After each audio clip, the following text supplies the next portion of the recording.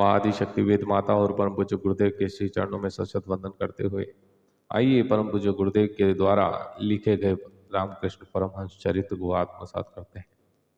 आखिर क्यों मारा परमहंस देव ने रानी को थप्पड़। बहुत ही शानदार प्रसंग है।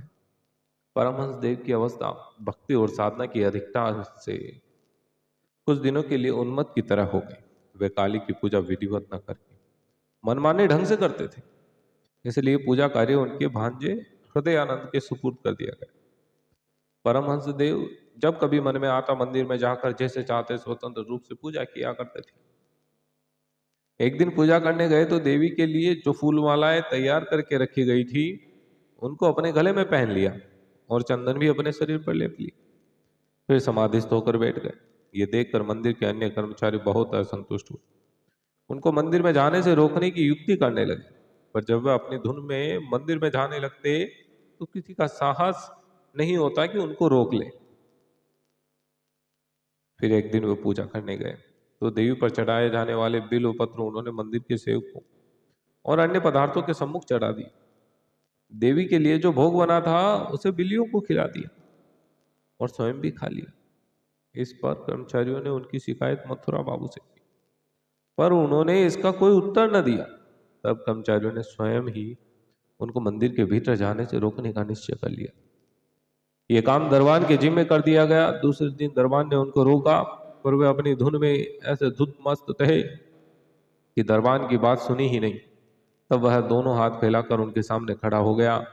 परमहंस देव ने उसको एक मुक्का मारा और हटाकर भीतर घुस गए।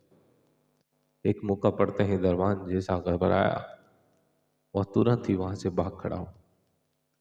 इस घटना की शिकायत कर्मचारियों ने खूब नमक मिर्च लगाकर मथुरा बाबू से की, पर उन्होंने कहा भट्टाचार्य महाशय के किसी काम के विरुद्ध कोई नहीं बोल सकता।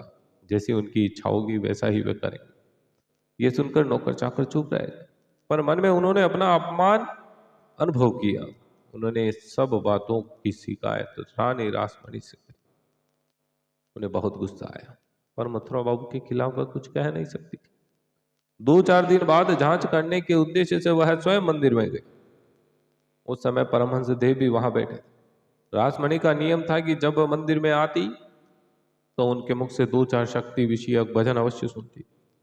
आज भी उसने ऐसी ही इच्छा प्रकट की और वे गाने लगे।